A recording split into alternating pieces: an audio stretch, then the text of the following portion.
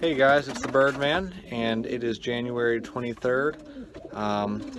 It's a little after 7 o'clock. It's gotten dark, but it's not too late yet.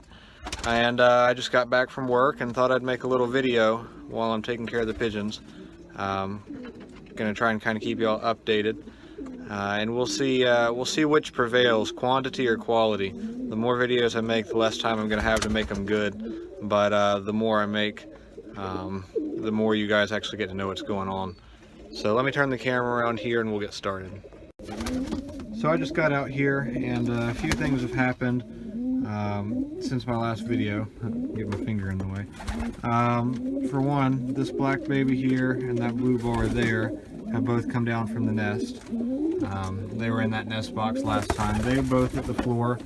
And then this morning that red baby, which is a little cock, this was a sex-linked pairing, so that's a little cock, the blue one's a hen. Anyways, the cock was on the floor this morning, but has flown back up into his nest box, which is fine.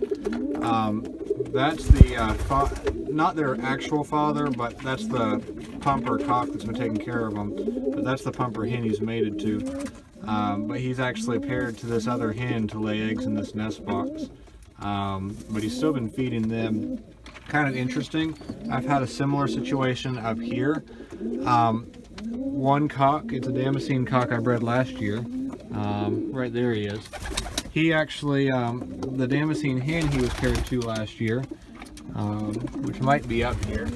No, she's not. Anyways, they paired up, which I expected, but he actually also paired to this hen. I don't know if anyone else has ever had this happen, but he never sits on the nest in that nest box, but he does sit in the nest box all the time, just not on the nest.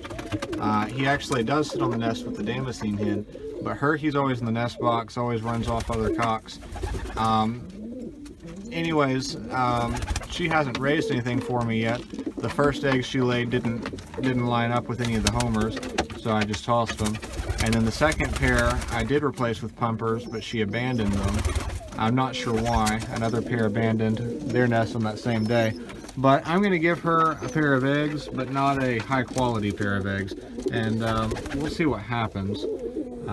Hopefully things go well here too. But of course he's sitting on the nest, so that's a little different. The Damascene cock does not sit on that nest. But anyways, aside from that, my favorite baby in the whole loft, it was in this wooden nest box down here last time. I was super excited about it, and it died. I don't know why, but I came in the next morning and it was right here on the floor. Not a scratch on it. Its crop was full of food, but it was all the way out here and it was dead, which really tore me up. But the parents have laid another pair of eggs, and they are now located over here. They're under that pair of pumpers. And I know I sound a little confused, but I actually have all this stuff written down so I don't mix everything up. And I don't know if I actually mentioned it last time, but I've got some Caternix quail in here, which is nice. I've been coming in and getting their eggs. There's usually 1 or 2 eggs for me every day. This one's kind of neat looking. It looks a little different than most of them do. I've only got 2 hens and a cock.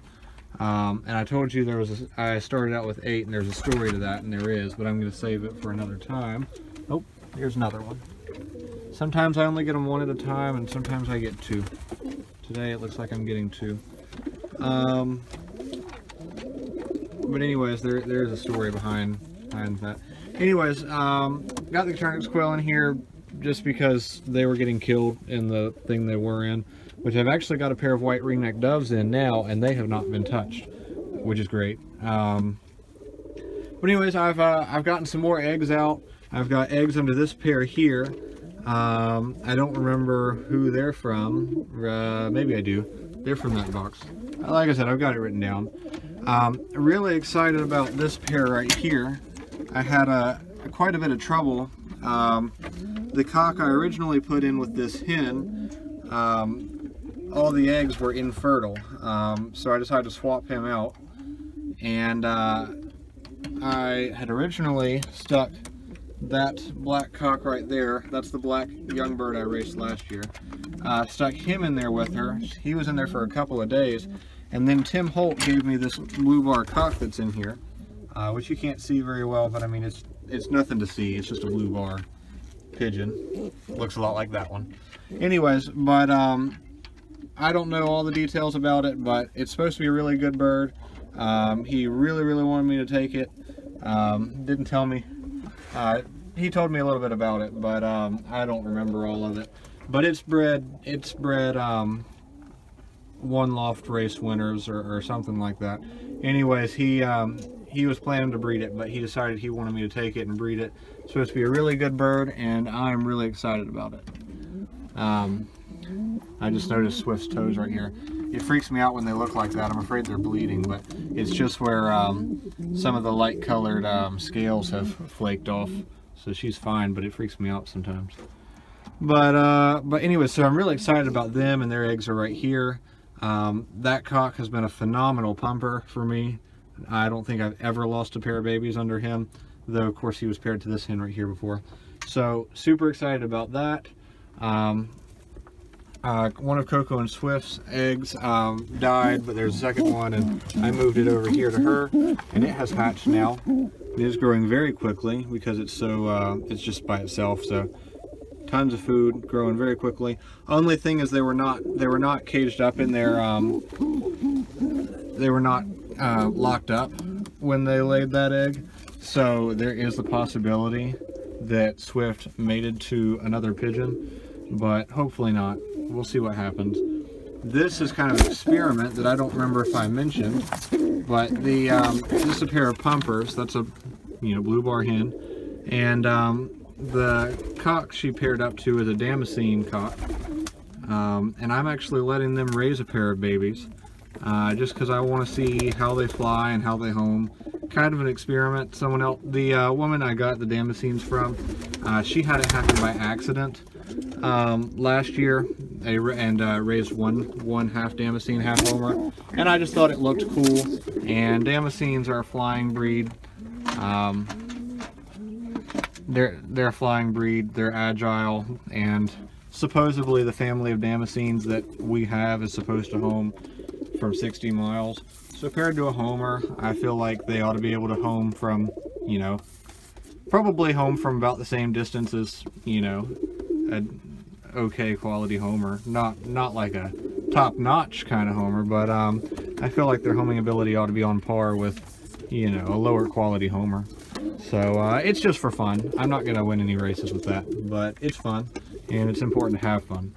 And then this pumper, I think that's her eggs, I believe, and I need to swap them out with something. This hen is down on eggs again. I've actually already swapped her with eggs from here, and her two babies I'm sure will be hitting the floor anytime now. They are from Coco and Swift. This is going to be the first blue check I've ever gotten out of Coco and Swift. Not the first red check, because I have her. That's from Coco and Swift. Sorry, some of the stuff I'm rambling about right now is only going to be important to old viewers who kind of watch the channel and the families develop. But this is Swift, and back here behind her is Coco. And no eggs. Anyways, Coco and Swift, they were two of my first pigeons, not the very first pigeons, but they were some of my very first colored Homers. I got them when they were only a week old, and I raised them from babies. So they were probably About, I'm gonna say they were just a little bit older, maybe a day or two older than this baby right here is, when I got them, and I raised them from babies. And so they've always been super nice, super sweet birds. And I haven't lost them, which is saying something for me. And then it's funny, but not really funny.